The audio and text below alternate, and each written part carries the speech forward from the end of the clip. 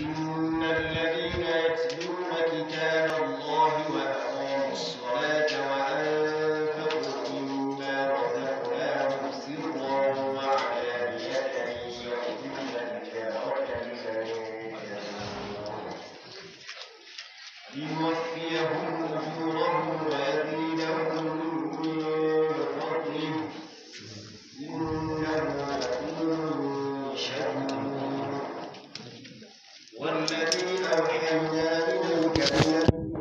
الكتاب مصدقا لما بين يديه إن الله بعباده لخبير بصير ثم أورثنا الكتاب الذين اصطفينا من عبادنا فمنهم ظالم لنفسه ومنهم مقتصد ومنهم سابق بالخيرات بإذن الله ذلك هو الفضل الكبير جنات عدن